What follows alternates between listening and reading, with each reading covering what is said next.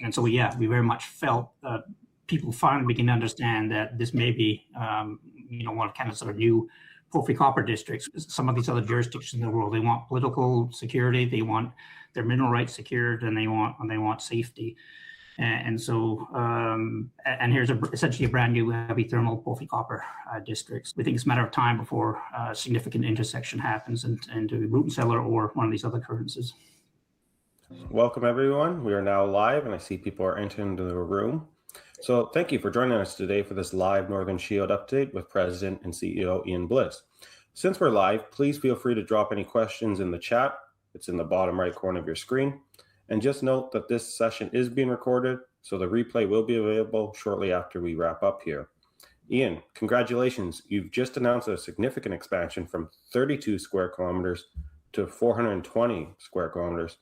Can you walk us through what drove that decision? What are you seeing on the ground at Root and Cellar that gave you the confidence to move this aggressively?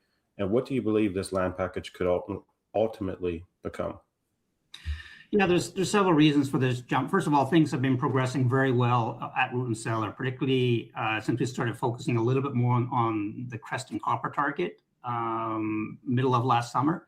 Obviously, we've been focusing mostly on the gold, but we've always planned to bring the copper porphyry idea up to speed, and so that's paying dividends because we're seeing more and more mineralization as those quarries have been expanded, and more information is coming our way. And so, recently, as I say, we press release beginning of February, we started finding some lead zinc mineralization. Now, again, these are often part of the zonations of copper porphyry systems, so it's just reinforcing the model is right. When you just see the copper, which is what the main focus is, that's great. But when you start seeing all the other proper signatures to do a diatreme or porphyry system, it just gives you more and more confidence. And so that story has been building up, telling us that at Root and Cellar, yeah, we're onto something here significant. And we've always known about these other targets, and then we started also understanding what we believe are the structural orientations that are important at Root and Cellar, and so we sort of expanding that, looking elsewhere in the Burin. And so there was these known occurrences, and then with the similar structural trends on those occurrences that we understood, we decided it's better to snap up this ground now, because we began to feel more and more eyes on us. We also got the impression quite clearly that there's other people poking around the Burin Peninsula looking for these porphyry copper and epithermal gold systems. And so we didn't want to lose our advantages as a first mover. And so we very much felt people finally begin to understand that this may be, one of kind of sort of new porphyry copper districts. We've always known it's there. A lot of other people have, but it's finally getting the attention it deserves.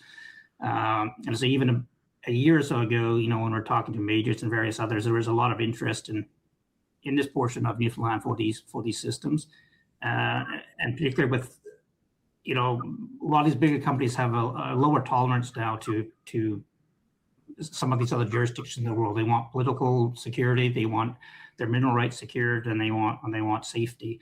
And so, and here's essentially a brand new epithermal porphyry copper district. So I think finally with what we're seeing at Root and Cellar, we're believers, and other people that understand these systems are beginning to realize that the significance of what we have, and that it is a legitimate porphyry copper and epithermal gold district. So we decided to jump on it before we felt sort of, I don't want to say pressure building, but we knew there was eyes happening, and we just felt that the timing was right. That as we're getting more and more confidence in Root and Cellar to nail down these other targets, and it's a little bit like sort of nailing down the half of the Golden Triangle in BC, where there's a lot of exciting results coming out. The last few years, and this is the same sort of geological terrain. It's a lot older, but it's the same geological terrain, and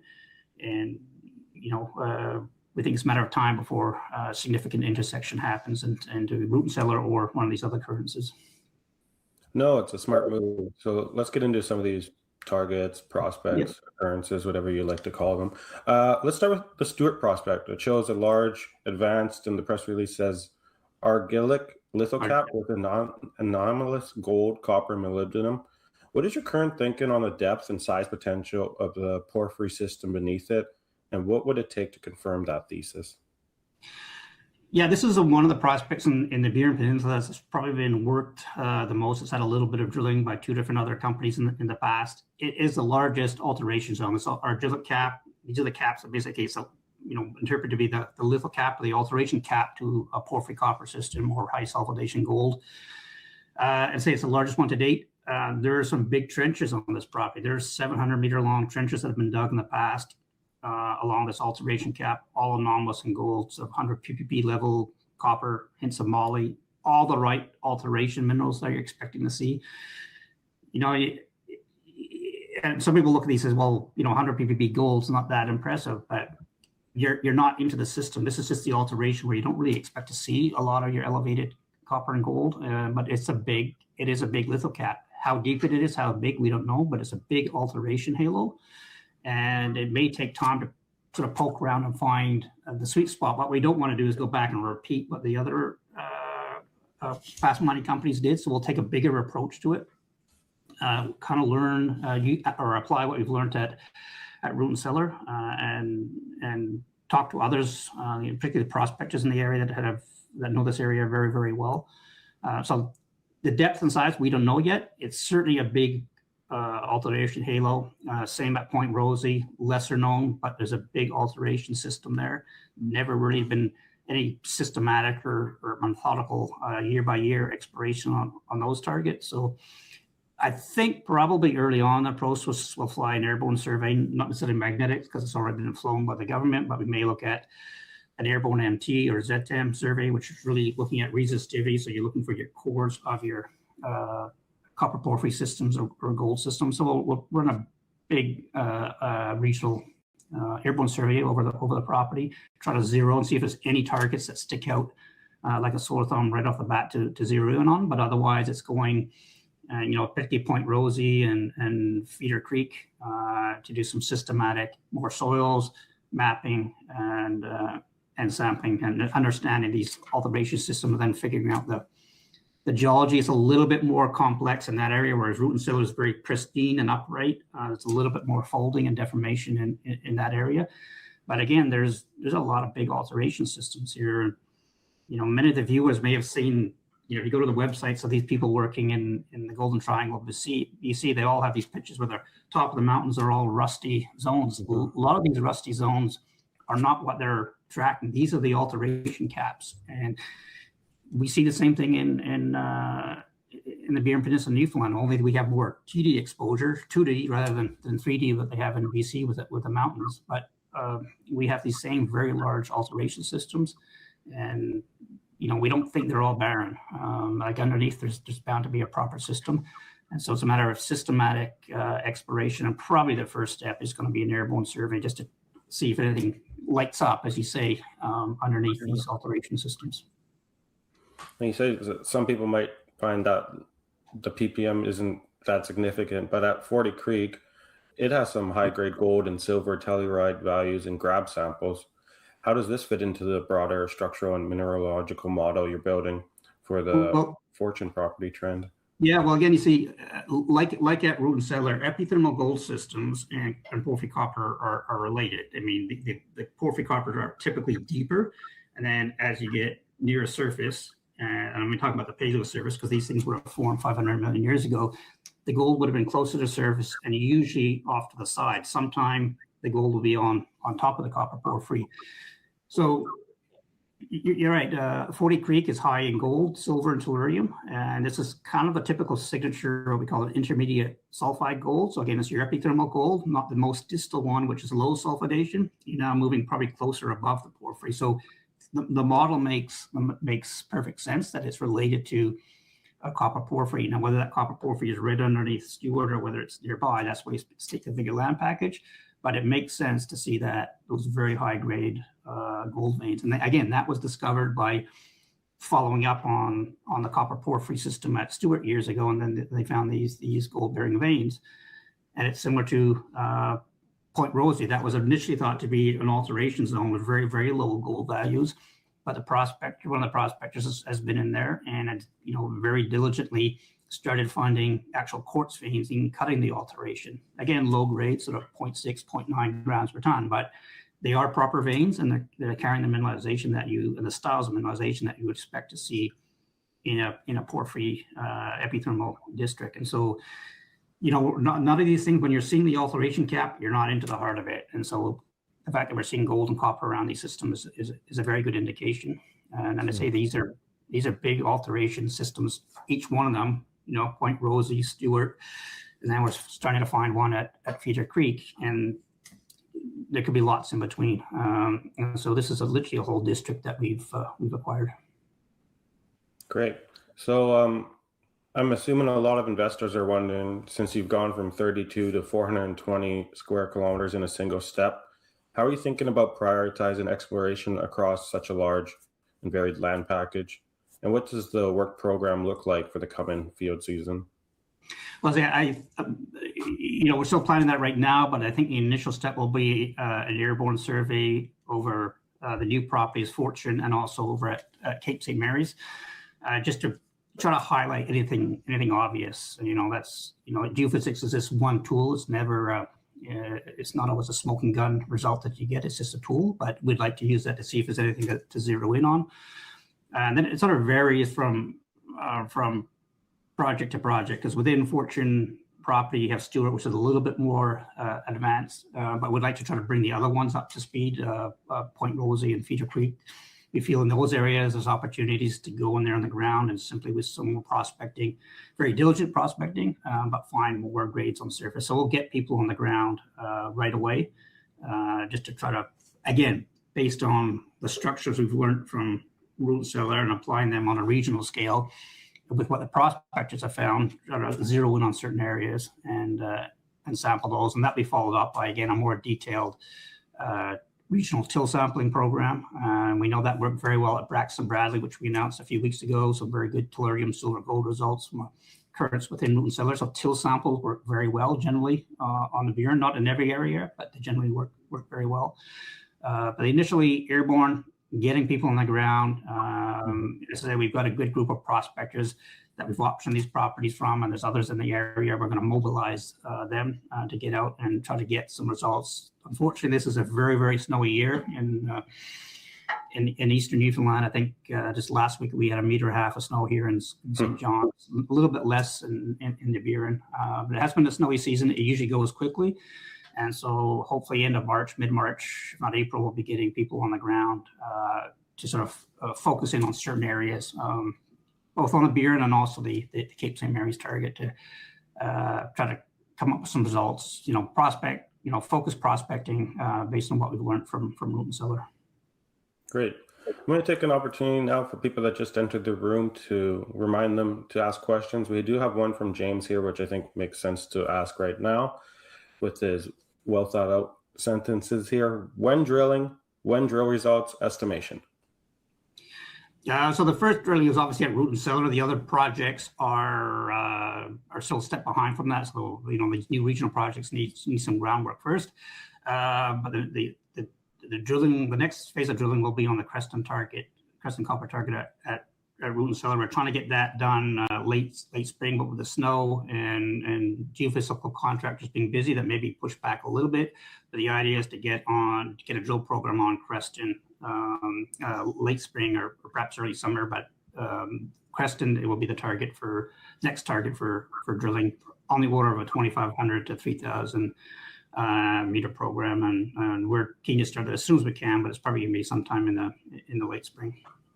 With drill results will be, again, that's lab dictated, but usually there's a 4-week to 6-week lag time in that. But we're sampling all the time there. I say the results from the visual estimate or visual observations of the lead zinc mineralization in that area should be in soon, and we'll be back there again as soon as the snow goes, doing some more sampling. But drilling is planned for hopefully sometime in the mid to late spring. Now, in the press release, it was mentioned that the prospectors you've partnered with are your first asset. Can you speak on these relationships, how they're structured, and how you plan to leverage their on-the-ground knowledge as part of your exploration strategy? Yeah, these are very sort of, I don't want to say term loose, but they're just agreements that we have. We've known of, Jeff Brush the prospector who found Root and Cellar is well known in the area. There's some other ones, the prospector geologist that we optioned Point Rosie from. These guys are very, very knowledgeable, and the Burin is not well explored compared to other areas of Newfoundland. So these guys, they know the rocks. They don't always know the names of the rocks, but they can describe them extremely well. They've been over the ground a lot. I mean, both Jeff and the other prospector, they each have about 30 years experience on the Burin. So they've seen a lot of the Burin, and they can take you to where they've seen alteration. And so they really are the first asset, because there's not a lot of other. I mean, the survey's been slowly building up a database, technical database on the Burin, but it's these prospectors that have, been walking around the Burin for decades, and they are the first asset. And we're trying to mobilize them, giving them a little bit more incentive. I mean, obviously we've optioned some other properties, but even those that we haven't optioned, we're working on agreements to help motivate them to get out there and prospect these new grounds. So, and they're all local. They're keen to see something develop in their hometowns, and they know the land better than anyone. And so it's very important to talk to them and have them take you out and show them their stomping ground, right? Now, you touched on Cape St. Mary a bit, but I have a question here. The Cape St. Mary claims present an interesting dual target scenario of both porphyry copper and potential magmatic nickel cobalt sulfides. How do you approach a property with two distinct deposit models, and which would take priority in early stage work? Well, I said we're probably going to run an airborne survey there. Now, typically for nickel, you're running an airborne EM survey, whereas that's not going to be very helpful for porphyry. But an airborne MT, which is really looking for a resistivity, which is what you want for porphyry, will show the reverse. It's also going to show something very conductive. So that type of survey will still be suitable for both, for pulling out the nickel. So we'll run some sort of airborne survey. That will hopefully, again, give us something to key on, whether it's nickel or copper porphyry. Perhaps there's both. Like specifically in one area, there's more of a porphyry signature. In another area, there's both. But otherwise, you simply got to get on the ground. I mean, we know that when it comes to nickel, there's the right rocks, these gabbros and other mafic intrusive rocks. The Burin or the Avalon area is not classic terrain for magmatic nickel copper. That's why the beginning is like, okay, let's not get distracted. But there's no doubt when you look at the till samples, nickel, copper, cobalt, there's a magmatic signature there, and there's the right rocks to host magmatic sulfides. And so it'll be running an airborne survey, and if you see any strong conductors, focusing in on that. But there will be, again, prospecting, further till samplings, prospecting the creek. It's a little bit of a harder area to work than the Burin, because it's in some areas that are more low lying and they get a little bit boggy, so there's not as much exposure there as you do have in Burin. But it's simply a matter of getting on the ground. And again, it's an area that's seen very little. Even less so than the Burin systematic exploration. So there is the opportunity of simply going there, boot and hammer prospecting, and coming up with some results. So it's we saw the copper till anomalies. We were very attracted to those for the porphyry potential. And the copper, so you see the copper with the moly and even lithium. So that's a classic porphyry style signature. But then there's also nickel, copper, cobalt, and these till samples are the same sort of strength and clustering as what the prospector used to find the Preston copper target 10 years ago. So these are government till samples. They have a very similar signature. We know what we found at Root and Cellar by following up on those. So we feel that is legit, and whether it's porphyry or nickel copper or both, we don't know. But the strength and clustering of those anomalies strongly suggests that there's a bedrock source underneath those claims. And I mean, the interesting thing too, from the magmatic nickel sulfide point of view, is you have the Voisey Bay smelter at Long Harbor is just 70 kilometers away up the peninsula. So it's a nice location if you were to find nickel, copper, cobalt. Now, during your intro, you mentioned people are looking for safer jurisdictions now, given what's happening all over the world. With corporate porphyry systems, they're also attracting significant capital globally right now, given the copper supply outlook. How is Northern Shield positioning itself to take advantage of that investor and major company interest? Well, that's one of the reasons we've increased the land position is majors and even big institutions, funds. They like big land positions, even though you don't always need a big land position if you have something like Root and Cellar. They always like big land positions. We didn't want to stake moose pasture. We didn't want to just stake big land positions to have a big land package. So that's why we're very selective of amalgamating these known occurrences that prospectors had and identifying the trends that we think are important to controlling some of these mineralizations. So yeah, that's the other side of picking up the big land position was we know there's interest here for a variety of reasons, and it big companies like big land positions, and so that's part of the reason too that we went to acquire these things. But it was sort of strategic land acquisitions and not just blanket staking. So it very much was understanding that big companies like big land positions. Great. Well, thank you for the update. Congratulations on the news, Ian. If you guys came in a little late, this is being recorded. Our team should have it up shortly after we conclude here. Before the call, you were telling me you are attending PDAC and we'll have a booth. So why don't you go ahead with any closing remarks here, Ian, before we sign off? Yeah, thanks very much, Kyle. Yes, we will be at PDC booth 3037 for any of you that may be attending. We'll have many of the rocks. In fact, the prospector just dropped by half an hour ago with some rocks that he's recently collected from the Creston copper target. So we'll have those there at PDC. But yeah, we think this is a very exciting time. I say just on Root and Cellar alone, the story's been building quite rapidly the past few months.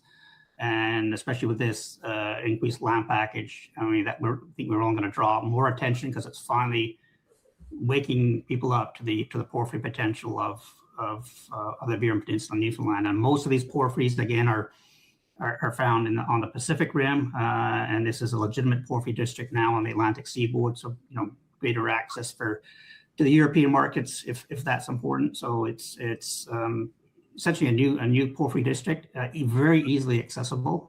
A lot of the stuff is accessible by road or ATV trails, yet it's never been explored. And that's our wheelhouse, is underexplored regions, and that we get the benefit of great access. So we think it's a very exciting times. Multiple projects now to work this summer, so a lot of news flow coming, both on prospecting and as soon as we can, a drill program on the Creston copper target. So that's the one that's really driving the attention right now is Creston at Root and Cellar. Great. Thank you so much, Ian. Thank you for the update as always. Until next time.